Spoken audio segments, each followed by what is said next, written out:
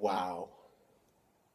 I very nearly flew into. This was very nearly a flat out rant. Like, proper going ham on how much I can't believe the ending of Metal Gear Solid 5. But, temporarily, my outrage has been suspended. I'd heard that the ending to Metal Gear Solid 5 was bad and lacking. I even saw. I didn't delve too much into the ending, obviously, because I hadn't seen it, and I still kind of haven't. There's spoilers abound, so the video says spoilers in the title. If you don't want to be spoiled about Metal Gear Solid 5, then don't watch this. Right, you've been warned. So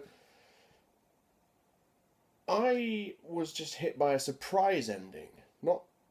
Not because of what the ending contained, but the fact that it wasn't actually an ending. And that's the confusing part. I was kind of aware that Metal Gear Solid 5 would last past 31 missions, because there was that fuck up bug that's in every version, where it's if you use Quiet as your buddy on missions, I think 29 and 42. Then your save file will just be corrupted. That's a pretty big bug. So that's been all in the news. So I was like, okay, so I know the game is at least 42 missions long. So you can imagine my surprise when I'm fighting Sahelanthropus in mission 31. And I'm like, seems a bit early to be fighting the sub-boss. And the reason why I say sub-boss is because in every Metal Gear Solid game I can think of... In fact, no, I'll stretch that. To every Metal Gear game I can think of. Now, I haven't played Metal Gear Rising, but I'm talking about Metal Gear 2, Metal Gear Solid, Metal Gear Solid 2, Metal Gear Solid 3, the main ones. The Metal Gear is never the final boss. It's always, you fight the Metal Gear, and then you have like a one-on-one fight with the boss. So say, Metal Gear Solid 1, you fight Metal Gear Rex, then you fight Liquid Snake. Metal Gear Solid 2, you fight 25 Metal Gear Rays, if you're playing it on European Extreme, like I did once. And then you fight Solidus Snake. Metal Gear Solid 3, you defeat the Shagohod, then you fight the boss. So that's how Metal Gear games go. So I fought Metal Gear Sahelanthropus, and it's one of the most epic boss fights I've ever been involved with. I mean, it was... Yeah, I died about 10 times. I had to keep continuing, but... Fuck me, it was just so good. I mean, I'm kind of terrified of Sahelanthropus. When you look at during the cutscenes and you see what it's capable of, and it's just like, holy shit, that is like a big, intimidating thing. So I killed that, and then the mission was complete, and I was like, okay, cool. So, I mean, like, Skullface died, but, I mean, death in Metal Gear Solid means about as much as death in Mortal Kombat. You look at characters in Mortal Kombat who have... I'm not talking about just die in fatalities during matches. I mean... Canonically, in the story, they have perished. And then they come back in future games. And it seems the same way with Metal Gear. I mean, with the first Metal Gear, Solid Snake defeats Big Boss, burns him to death. Metal Gear 2, the boss is Big Boss. Again, he didn't die. Metal Gear Solid 5 Ground Zeroes. I saw Paz die from the result of a pussy bomb. And then, turns out she's alive in this. So, death means nothing. So... I was disappointed with the fact that, I finally got to see Skullface, like, proper, and he gave his little speech about what he's doing, and I was like, really? Like, his main goal is to eradicate the English language? Like, that's the worst motive for building a Metal Gear I've ever heard, but I think, like, I don't know, he wanted to eradicate the English language, and then that would somehow help him rule the world. I don't fucking know, but... I'll have to... Oh, I'm going to play this game again, don't worry. So anyway, I defeated Sahelanthropus, and then there was a cutscene where it turns out that Huey had decided he was... Well, maybe he decided with Big Boss's help, I don't know. He decided he was going to use helicopters to bring the wreckage of Sahelanthropus to Mother Base. So it comes in and it lands, and I'm like, holy shit, and it stands up. And its hand moves, and I'm like, I just destroyed this thing, and he's brought it to our Mother Base. Is he still working for Cypher? Like, if he ever was, I don't fucking know. I'm gonna have to play this game a couple of times to properly get a grasp of everything. And then you see, like, how does it end? There's Sahelanthropus, and then that's pretty much it. You hear Miller giving a little speech, and then Big Boss turns around and he sees Skullface, and he's like, "Hey, this is the obligatory symbolism in the final cutscene." And then, like, that was it. And I was like, literally awestruck. I was just mouth open, like, wow, that can't be the ending. To the point where I actually repeatedly said, I refuse to believe this is the ending. Like, I know the ending is meant to be bad, but that cannot be the ending to a 28-year franchise. It cannot be. I was just sat all the way through the credits. I was like, oh my god, like, how can that be the ending? This is meant to be the link that bridges Metal Gear, the new games with the old games, because chronologically, the next game in the series is the first game, Metal Gear. That happens, and then Big Boss is the bad guy. And I'm like, that can't be the ending. But it might be because people say the ending's bad. But then I remember that bug with Quiet. When Konami said, oh, don't use Quiet on missions 29 and 42. And I was like, well, I just did mission 31. So how the there must be more missions? Somehow, so it can't be the end. So after the credits roll, you get this little cutscene, and it says, coming up in Chapter 2, and I'm like, Chapter 2? Like, are they making a Metal Gear Solid 5 2? What the fuck is this? And, like, just before I get into what happened in that trailer for Chapter 2, I was like, okay, so all the questions I had throughout the game never got answered. Like, who and what the fuck is the Man on Fire? And how is he a thing? How the fuck can they show Psycho Mantis so many times in the game and not even say who he is? Like, it's obvious to long-timers of the series like me that it's Psycho Mantis in Metal Gear Solid 1. But this is obviously like 30 years ago, so he's a kid. They just call him the boy, the floating boy or something like that. And I'm like, it's Psycho Mantis. They didn't explain that. They didn't, like, I can only assume that he's working for Cypher, which is weird because I thought that Skullface had taken over Cypher. This is where I have to play the game again to understand the story fully. But I was like, so they didn't explain the Man on Fire. They didn't explain, like, how Quiet was. She attacked you right at the beginning of the game in the hospital. You have a little tussle with her. They don't explain. I mean, she's working for Cypher then, but then she joins me. It's like, I don't trust her. Not a fucking chance. I trusted Huey because I like Otacon. I trusted Huey, and they were torturing him, and I was like, oh no, you can't torture him. Oh, come on, it's Huey. He didn't have anything to do with that business back in 9 years ago. And then he cracked. They were like, tell us where Sahelanthropus is, and he was like, oh, I don't know. Then they threatened to destroy his legs, and then he cracked and he gave him the information. I was like, oh my god, now I can't trust you. I used to like you, Huey.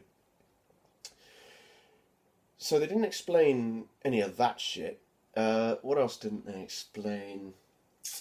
They haven't come out and said that Eli is Liquid Snake. It's widely believed among the fans that he's Liquid Snake.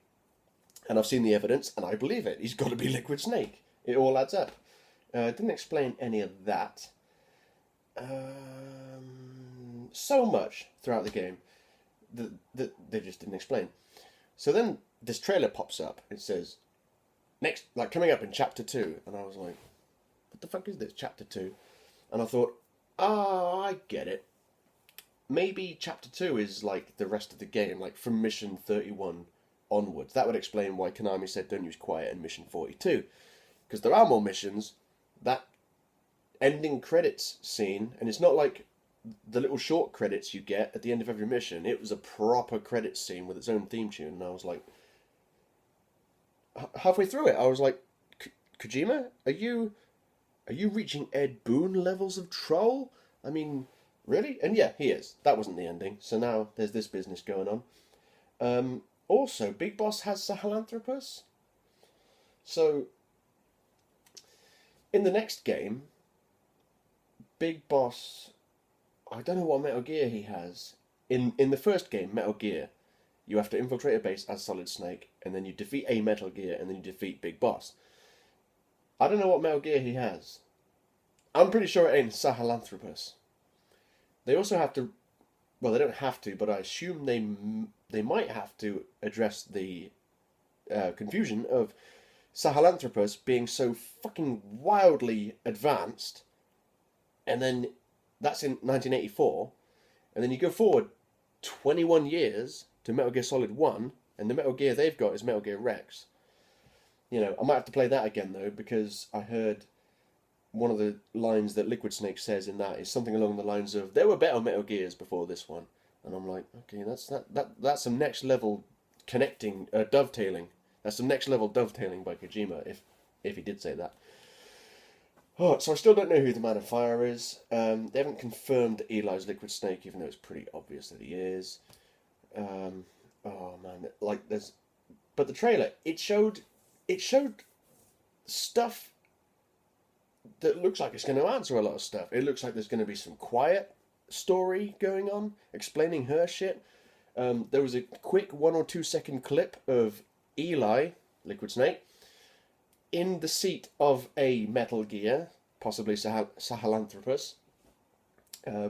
If he doesn't say Metal Gear only has room for one, I'll be disappointed, because that's a bit of a catchphrase for Metal Gear Solid games. So now I've started, that trailer finished, and I was like, Chapter 2, what is all this business? And then the trailer finished, and then it went, Chapter 2. And I was like, oh, okay, so yeah, there are more missions. So yeah, Kojima, 11 out of 10 for trolling. Fuck me, like, oh. And that just, it worries me. Well, I'm kind of relieved and worried, because it means I still haven't seen the bad ending. But it, touch all the wood that's nearby, it can't be as bad as what he led me to believe was the ending just now. So wow, that's my little reaction to the pseudo ending of Metal Gear Solid 5, man.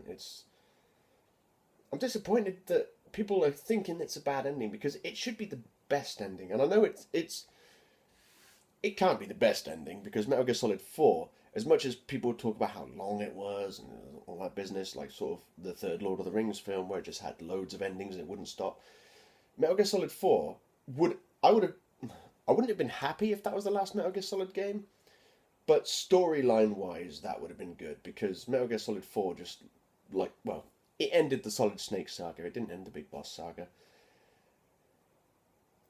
And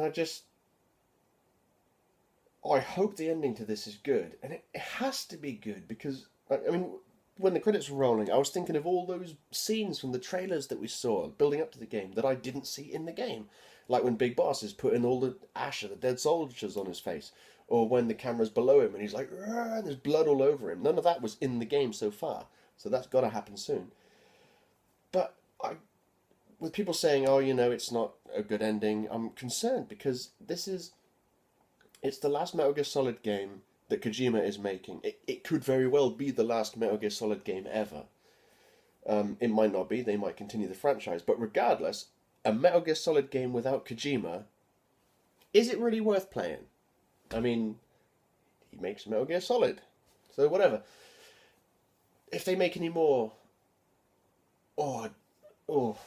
it pains me actually to think of someone making one without him. I know Portable Ops wasn't written by him, but that he came out.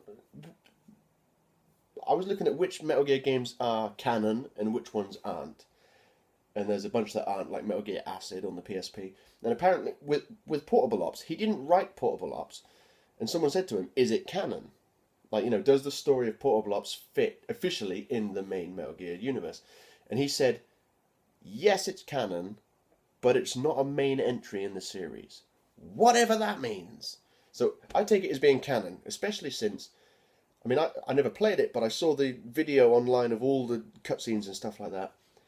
And, you know, the scenario of the Metal Gear universe is kind of the same at the end of that game as it was at the beginning. Like, not much seems to have changed, except for one final bit where, I guess, spoilers for Portable Ops, where Ocelot got his hands on the second half of the Philosopher's Legacy. That'll mean nothing to anyone that doesn't follow Metal Gear Solid, but I mean that's a big story piece right there, right at the end. So you know, I consider it canon. Maybe he means it's not an official entry because he didn't write it, but you know, I guess he produced it, so he had a hand in it.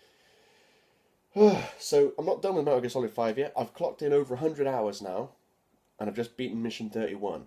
And I know there's at least 42 missions. And then there's loads of side-ups. I've done loads of side-ups, but I know there's going to be more opening up. So yeah, this game's pretty big. I don't really know what else I can say. I hope the ending isn't as bad as the fake ending they just gave me. I really do, because if it is, rant coming. I mean, hell, even if it's not that bad, rant probably coming, because I know in my head that it's going to be a bad ending based on the things I've read. So we shall see. We shall see. So yeah. If you're playing the game, let me know what you think of the game. If you're not playing the game, let me know why you're watching this video. Oh man, this roller coaster isn't finished yet. Baby.